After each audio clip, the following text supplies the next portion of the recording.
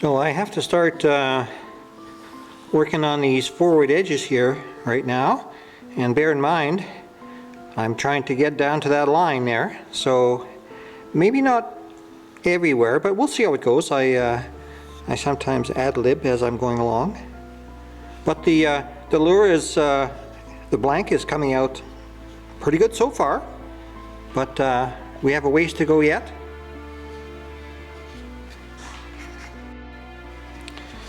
You can see I started off the rounding process. One of the things you have to do fairly early in the sanding stage is start to taper to the tail. There's a lot of material that has to be removed.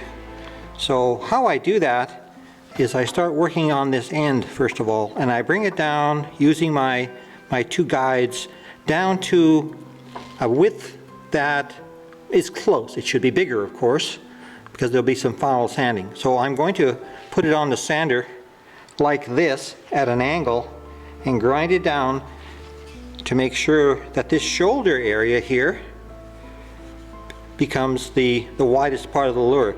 Now, one of the nice things about this flat spot is that's the final width that we want. So if we always keep a bit of a flat spot here, we really can't go wrong, because it's going to be tapered down properly as long as this flat spots remain. So one of the ways you can kind of keep track of where you are is by looking at where you've been cutting. Now the high point is here, and yet I've only been grinding back to here, so I know I've got a ways to go back along where my finger's pointing here. Looking at the other side, this one I've done better, because here's the high point right here, and I've done better. So I'm going to have to work on this side a little bit more to keep bringing him back.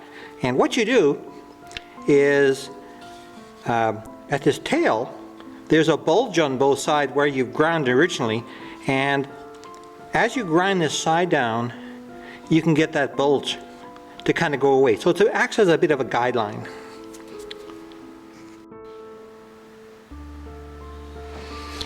So we're continuing to shape down to the belly. This is quite a bit thinner than the back, so you're always smoothing over. The tabletop belt sander, it wants to do flat stuff because that's what you see there, and you've got to keep working and working and working that belt sander to get away from edges. And there's not a lot of edges on fish, so there's the only sharp lines on fish might be around their mouth where they have openings and around their gills. Everything else is very, very smooth, and it transitions from the thicker area here down to the slimmer belly. Notice I have now taken off the two guidelines that I had there, and what I'm going to do is I'm going to get that very, very close to this line, but I want to leave that line there, and I always do the final little bit of sanding to that line by hand, because that's an area that is kind of delicate and I can control it better by hand than I can with the belt sander. The belt sander is for fairly rough stuff. After you get better at the belt sander, you'll do less and less hand sanding, which is good, because hand sanding is a lot of effort, a lot of work. So I just need to keep going here, so I will, and I'll come back maybe once or twice more and show you how I'm doing. So I've done quite a bit of work on the nose, and you'll see that the throat is very, very close to being finished. You can see that this center line here, which I said you need to do by hand, is now done very, very close, probably within 1/8 of an inch of actually touching it. And with that and some 80 grit paper, you'll be able to round this over really, really nice. You don't want a sharp edge. You want a rounded edge here. Anytime you have a sharp edge on a hook, you bump something and you knock it. It's better to have a round edge. Now, so this is the tool. It's simply a little sanding sleeve, and you put that in your drill press. And now that you've got it down to a point where the majority of the material is gone, you can put that indent in and then not have to fuss too much with it. So here's that little indent that I put in. Kind of matches our master lure. That took about a minute. And you just got to be careful to be parallel. And you do that by making these two sides equal widths. And then you just keep an eye on it, go a little bit more, a little bit more, a little bit more, you're done. So it's very, very simple. Okay, you can see that I've rounded up this tail. And that's very important towards the last of the sanding, because you're going to sand the rest of the body down to the tail. That's where it ends up, both sides. And then what you do is you kind of look at the sides of the lures to make sure that, you know, one side doesn't bulge and they look about right. And if one side is thicker, well, then you sand it down some more until you get it to a point where it looks right to you. So I'm going to start doing some hand sanding on this right now, and we'll get back to you with a shot maybe halfway through the sanding. And I'm going to be using 80 grit. Now this 80 grit paper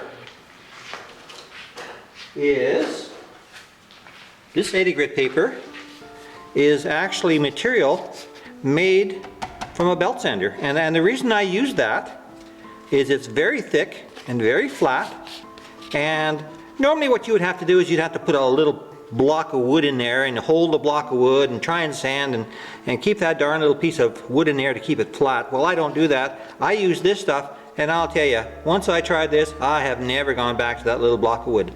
I use this type of paper, 80 grit, 100 grit, up to about 150 grit. After I get above 150 grit, then I go back to the same paper stuff that you get at Home Depot, and but this stuff works great. So I've spent about 40 minutes sanding on this with first of all 80 grit, and of course 80 grit is meant to remove material, so any little sharp edges that I couldn't get with the tabletop belt sander I took down. And after I got it in good enough shape, I then went to 100 grit and then to 120 grit. Now there's not much use going any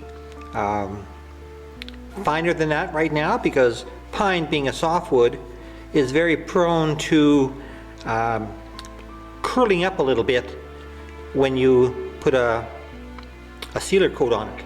So go as far as you can, which is 120 grit, and then after the first layer of base paint, which is an oil base paint, after that dries, then you can start to sand it and get down to 220. And after the second coat of base paint, there's 3 in total, then you can get down to actually 300 to 400, and that makes it really, really nice. Now you'll notice that I managed to save my line here, which I said was very important, and you'll see why. So we've got our blank. It's we've completed the rough sanding of the blank. And now one of the things that we have to do is make the bill, fair enough, but this lure is ready to split apart. So once it's split apart, we can add lead. So the question is, how much lead? So ultimately, when you put this lure in the water, you want it to sink, and then the bill will drag it down even farther. So a couple things to concern yourself about is, of course, that salt water is 20% denser than fresh water, so it will react different in the salt water. So it will want to float more by 20%. So whatever you do when you're doing some form of testing, you have to compensate for that 20%. So ultimately the way that we do this is we use a pail of water, 5-gallon pail of water. So typically I would take a lure like this, simply drop it, rest it in the top of the water, and drop it. And you will see very, very quickly whether it just kind of wanders down or it just drops like a stone. So we want to have a fairly aggressive sinking, because we know that when it hits the salt water, it won't be as an aggressive sink. So in order to determine how much lead that we're going to put inside here, one of the things we have to do is we have to add the weight of the bill. So we're going to talk in just a few seconds on how to do this bill, but the bill has significant weight. So if we were to take this blank and all the materials for the bill, and we taped it all up and we dropped it in and it sank down just perfect, we're done. Now the problem is there's a lot of wood here, and of course wood floats. So my guess is that when we do that, and I'll actually give a little video on this test because it's kind of informative, I have no doubt that this lure will probably float. That's my guess, so we'll see, but that's my guess. So then what I'm going to do is I'm going to take lead weights and tape them to the combination of the blank and the bill, and then try that. Now if that is not enough, I'll put on more weights, and at the end of the day, when it's sinking the way I think it should, the weight of the lead will be the final weight that we want for the hole that we are going to dig on the inside of this lure. Now, so how do we translate the weight of the lead from sitting outside to the weight of the lead inside? Well, I have a technique, and what happens is we'll split this in half, decide where the lead goes, start digging it out with a small chisel, and then we can actually add lead birdshot, 7.5 and 9, number 9 birdshot, which is lead, to the half, measure the half on a digital scale to give us an idea where we are with the lead. Now, it's not perfect, and there are some inherent errors in this, but it's not bad. So it shouldn't surprise you that when we do get the final lure done, that and again, I'm not sure if it'll fit into a pail anymore once that big old bill is on. We're going to check, and I have absolutely no doubt that it will sink properly. So let's get started with the bill. So this is a picture I made of the bill. So how do we determine the length of the bill? So ultimately what you do is you take your target lure and you measure the bill from the nose. So that's what we want to duplicate in the bigger one. Now, we don't care as much about back here. For example, I chose to make this the size that I chose. So this bill, even though this is paper, will fit up to the end of the nose, and then I have to add anything else I need to make this fit into this lure. Each lure is different. You'll notice that the nose, in this case, is a little bit smaller. Very, very tough to make this nose look like that. It's almost impossible. So you do the best you can. So I take this lure and I measure the distance, because that's what we're trying to do. Is we're trying to take the standard lure, the 11-inch lure, and biggie size it to a 14-inch. So you've seen this before, where we calculated the maximum width of the lure.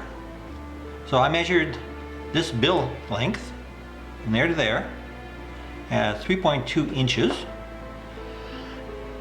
Now, to get the final one, of course, we have to multiply by the 14 over 11, and we get 4.1 inches. So if we go back to the computer and we make this 4.1 inches, the width will automatically take care of itself.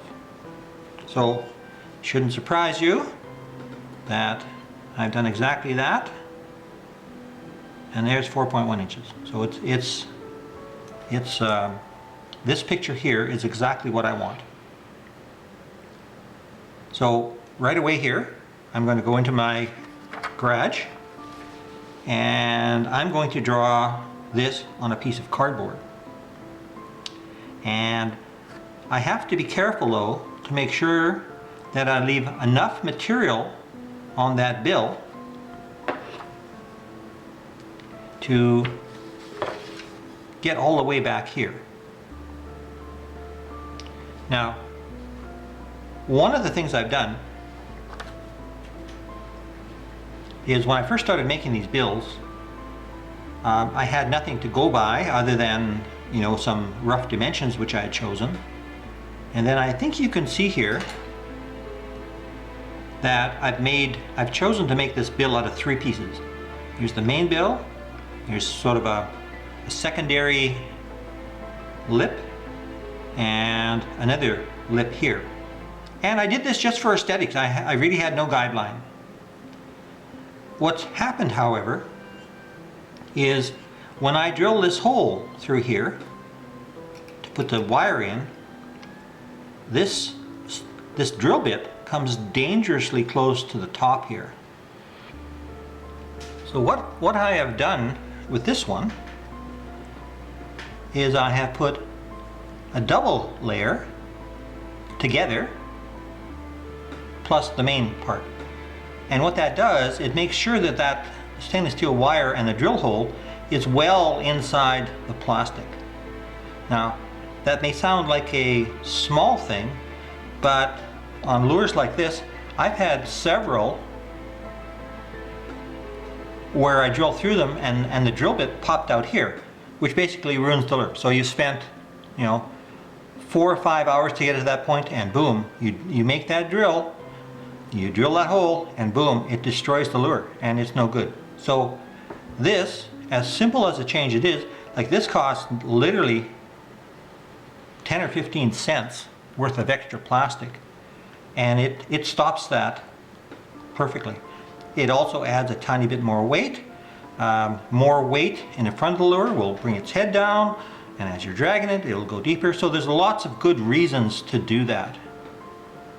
So anyway, so we're going to go back. I'm going to go into my garage here and start to build this this bill. And once I have the bill in kind of a rough shape, I'm going to actually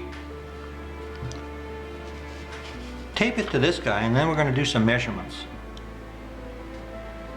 And this is how we're going to find out how much lead we need to add.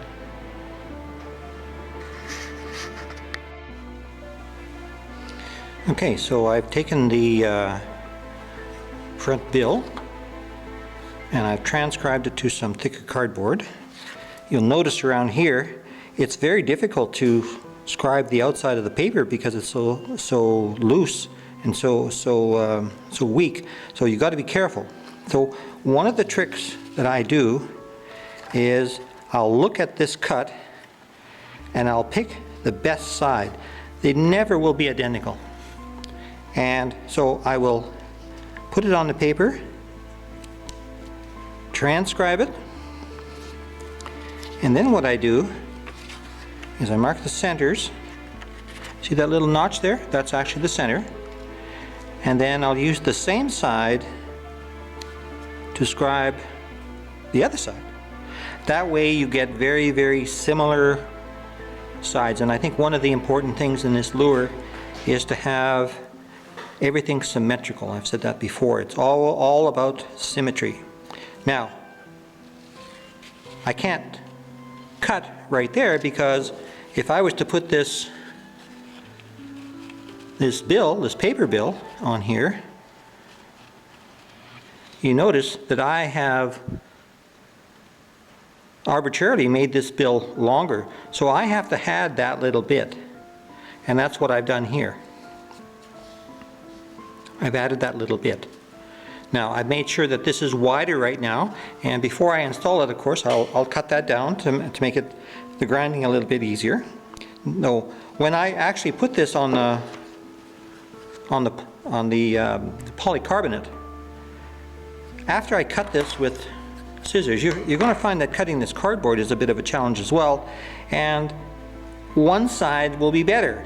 So again, I'm going to choose the best side, and I will put this onto the polycarbonate and then flip it over to do the other side, just so the two sides are as identical as I can possibly make them. So I've cut it out, the outline, the template, with my trusty shop scissors, and no matter how careful you are, one side will be better. And in this case, this side is better because these are right-hand scissors, and I make a better cut going right-hand as opposed to going this way. So this, in fact, and I'm going to mark that while I'm thinking of it. I'll just put a little arrow there. So now we want to take this template and mark some plastic, some polycarbonate. Now here's a piece of polycarbonate. I've got it marked, 1/4 inch poly. One of the things that happens with poly when you get it, it's got 2 layers of plastic on it. Now it's very, very hard to get a pen or a pencil to stick to this plastic. So one of the first things you've got to do is you've got to put some tape on it. Then you transcribe the bill. Okay, so I've got the tape put on top. I always leave a full width of tape in the center. You don't want your center line, which is so valuable to you, interfering with a joint in the tape. That just makes things awkward. So you always put a clear piece right down the center. So when I transcribe this, I line up the tail, I line up the nose, and I make sure that everything is as perfect as I can get it. And then I use my nice pen to go around. So we're gonna go around this with a bandsaw here pretty quick. Now let's see how that went. Okay, so that looks really, really good. So now, remember I said you always pick one side that's the best? So this is definitely the best side.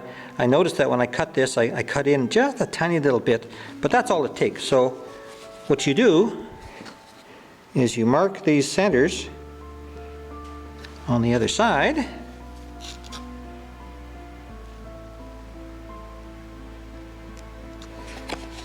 And so this is the good side here. So now you set it up again, same as before. Make sure it is where it needs to be. And then you scribe it. Hold it very tightly, at least the template.